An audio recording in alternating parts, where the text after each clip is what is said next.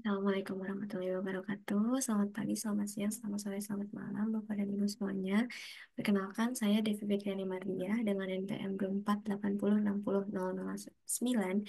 Izin mempresentasikan mengenai proposal tesis saya dengan judul tesis yaitu analisis perbedaan kemampuan pemecahan masalah matematis berdasarkan tingkat kemampuan awal matematika siswa melalui model problem-based learning. Ini untuk covernya, Bapak dan Ibu bisa dilihat. Kemudian dilanjut untuk ringkasan. Penelitian ini bertujuan untuk menganalisis perbedaan kemampuan pemecahan masalah matematis siswa berdasarkan tingkat kemampuan awal matematika melalui penerapan model problem-based learning. Urgensi penelitian ini terletak pada pentingnya meningkatkan kemampuan pemecahan masalah sebagai salah satu kemampuan yang penting dalam pembelajaran matematika di abad ke-21. Selain itu, kemampuan awal matematika siswa sering menjadi faktor yang memengaruhi keberhasilan pembelajaran. Tetapi, pengaruhnya terhadap hasil penerapan model problem-based learning belum banyak dikaji dalam penelitian. Penelitian ini menggunakan metode kuantitatif dengan pendekatan quasi-experimental design. Subjek penelitian adalah siswa kelas 7 di MTSPC Sumedang yang dikelompokkan berdasarkan tingkat kemampuan awal matematika, rendah, sedang, dan tinggi. Analisis data menggunakan uji ANOVA satu arah untuk mengetahui perbedaan rata-rata kemampuan pemecahan masalah antar kelompok. Luaran yang ditargetkan dari penelitian ini mencakup publikasi artikel di jurnal nasional terakreditasi dan rekomendasi praktis bagi guru matematika dalam menerapkan model problem-based learning berdasarkan kemampuan awal matematika siswa. Dan kata kunci, Bapak Ibu bisa lihat di sini ada kemampuan pemecahan masalah, kemampuan awal matematika, dan problem-based learning.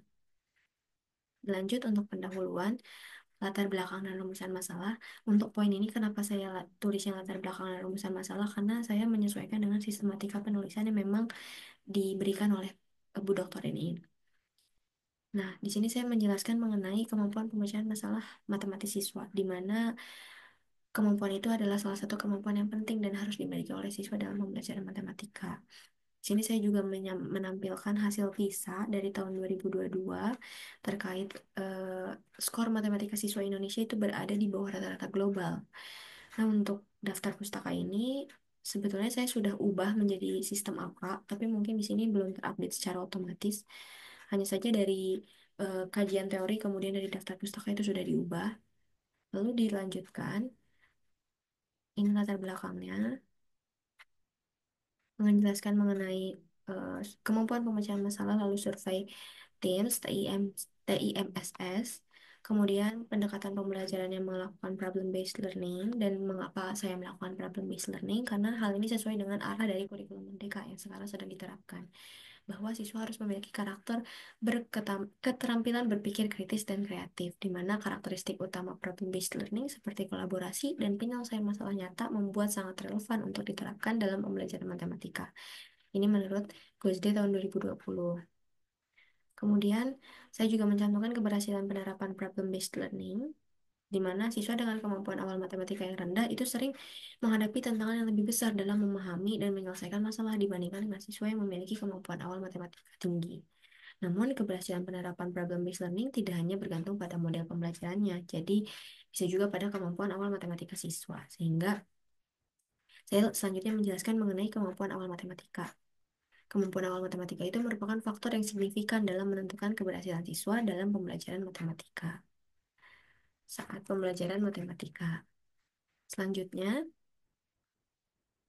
saya di sini menjelaskan tentang urgensi atau termasuk ke SOTA dari penelitian ini, state of the art dari penelitian ini, di mana beberapa penelitian ini telah membahas efektivitas model problem-based learning. Saya menyebutkan dua penelitian mengenai hasil efektivitas model problem-based learning dalam meningkatkan kemampuan pemecahan masalah. Namun, di sini belum ada yang menjelaskan secara signifikan atau menjelaskan secara luas mengenai ditinjau dari variabel kemampuan awal matematika siswa. Sehingga belum ada penelitian yang signifikan secara spesifik yang mana dapat mempengaruhi hasil pembelajaran menggunakan model problem-based learning. Sehingga kesenjangan inilah yang menjadi fokus penelitian ini, yang mana itu bisa saya sebut sebagai state of the art dari proposal ini, kemudian juga jadi gap research dari penelitian-penelitian yang sebelumnya. Lalu saya juga menjelaskan mengapa penelitian ini penting untuk dilakukan karena dengan memahami bagaimana kemampuan awal matematika siswa mempengaruhi keberhasilan pembelajaran problem-based learning, guru dapat merancang strategi pembelajaran yang lebih efektif dengan kebutuhan siswa. Selain itu, penelitian ini juga memberikan wawasan baru tentang bagaimana model pembelajaran problem-based learning itu dimodifikasi untuk membantu siswa dengan tingkat kemampuan awal matematika yang berbeda-beda. Sehingga penelitian ini memiliki rumusan masalah. Yang pertama, apakah terdapat perbedaan kemampuan pemecahan masalah matematis siswa yang signifikan berdasarkan tingkat kemampuan awal matematika? Kemudian yang kedua, apakah model problem-based learning memiliki pengaruh terhadap kemampuan pemecahan masalah matematis siswa pada kelompok dengan tingkat kemampuan awal matematika yang berbeda? Lalu yang ketiga, bagaimana interaksi antara tingkat kemampuan awal matematika siswa dan penggunaan model problem-based learning terhadap kemampuan pemecahan masalah matematis siswa? Lalu dilanjutkan dengan pendekatan pemecahan masalah.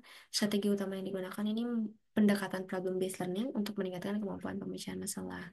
Penelitian ini mengelompokkan siswa berdasarkan tingkat KAM dari rendah sedang tinggi dan membandingkan hasil penerapan model problem-based learning antar kelompok menggunakan uji statistik ANOVA satu arah.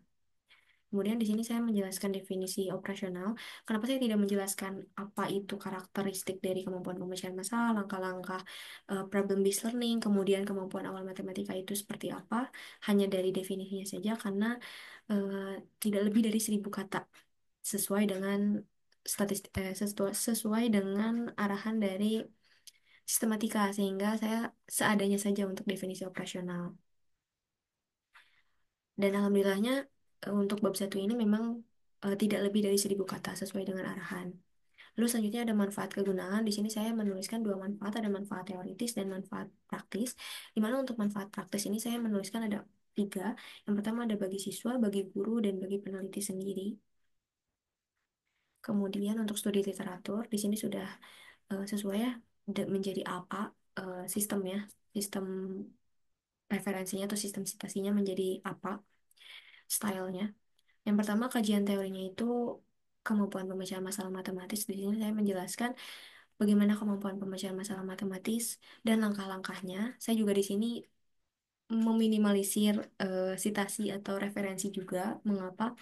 Karena untuk kali ini saya baru masih merancang, masih untuk disebut rancangan gitu ya. Jadinya seadanya.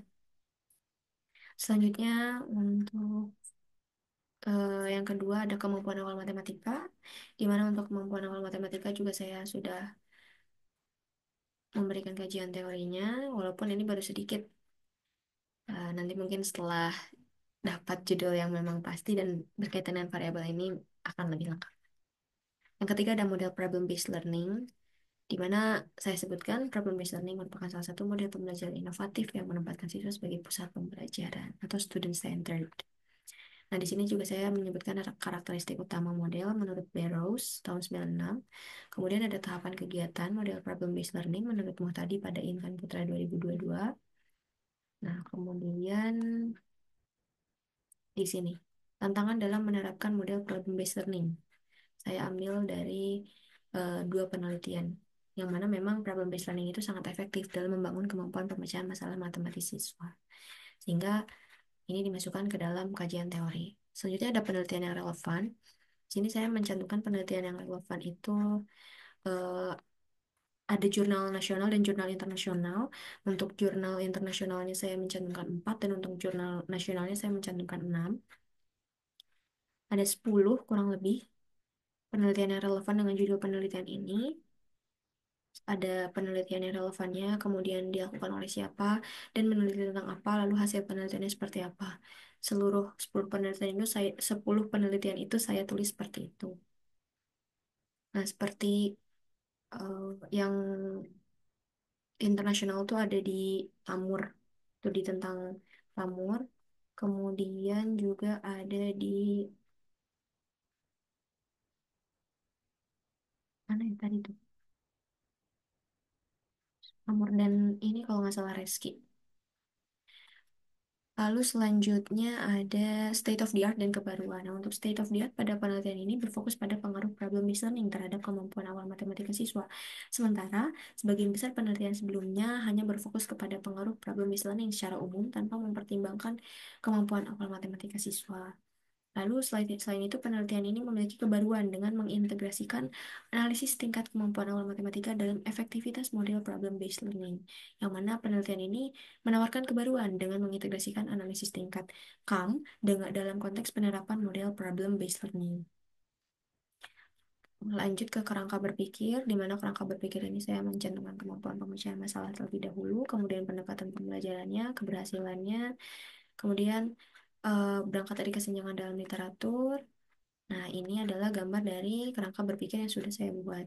Jadi, dari kemampuan awal matematika ini dilanjut dengan dilanjut dengan model problem based learning diberikan perlakuan, kemudian ada post-test kemampuan pemecahan masalah matematis, lalu saya menganalisis hasil post-test kemampuan pemecahan masalah matematis dan menganalisis perbedaan kemampuan pemecahan masalah matematis berdasarkan tingkat KAM siswa melalui model problem based learning.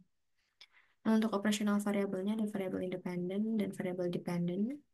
Untuk variabel independen ada kemampuan awal matematika dan model problem based learning. Kemudian untuk variabel dependennya ada kemampuan pemecahan masalah matematis ini menggunakan skor tes. Nah, ini untuk hipotesis statistiknya. Ada hipotesis utama, ada hipotesis pengaruh model pembelajaran, dan hipotesis interaksi. Ini sesuai dengan tiga rumusan masalah yang sudah saya jelaskan sebelumnya. Selanjutnya ini untuk metode, maksudnya penjelasan metode. Yang pertama ada metode penelitian, di mana penelitian ini menggunakan penelitian kuantitatif dengan desain kuasi eksperimental. Saya menjelaskan kenapa pendekatan ini dipilih. Kemudian proses penelitian ini melibatkan tahap persiapan, tahap pelaksanaan, dan tahap analisis data. Saya menjelaskan tahap persiapan seperti apa, kemudian tahap pelaksanaan seperti apa, dan tahap analisis data seperti apa. Lalu luaran yang diharapkan dalam penelitian ini juga meliputi artikel ilmiah, panduan praktis untuk guru dalam hasil nanti penelitian ini, kemudian kontribusi teoritis, penambahan wawasan baru bagi tingkat kemampuan awal matematika dari sisi model problem based learning. Lalu indikator pada penelitian ini saya cantumkan. Untuk kemampuan pemecahan masalah ditetapkan berdasarkan skor post-test yang mencakup 4 indikator polya.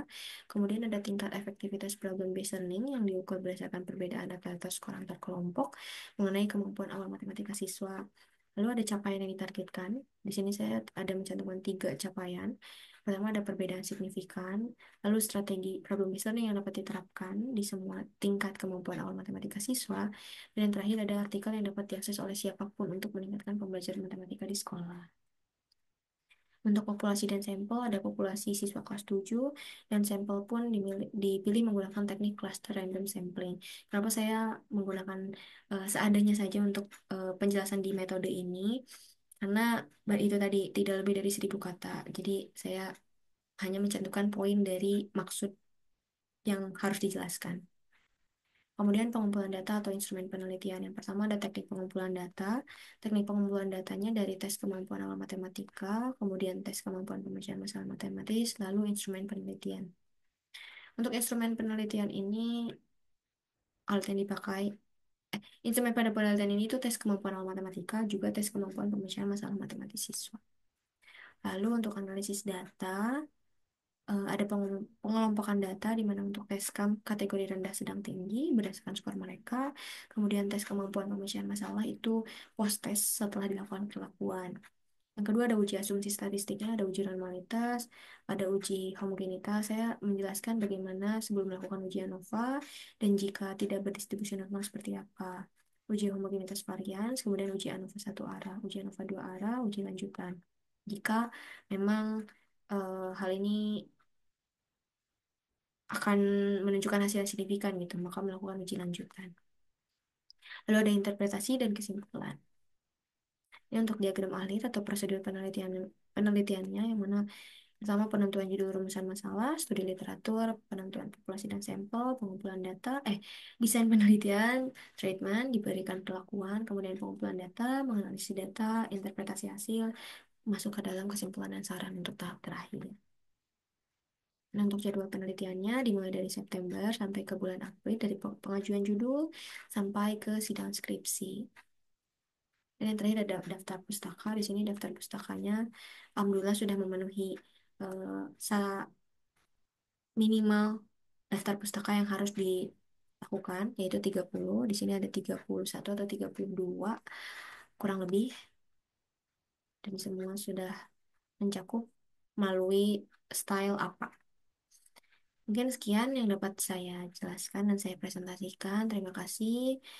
Mohon masukan dan sarannya. Mohon maaf juga apabila banyak kesalahan dalam kalimat dan dalam penyampaiannya. Wassalamualaikum warahmatullahi wabarakatuh.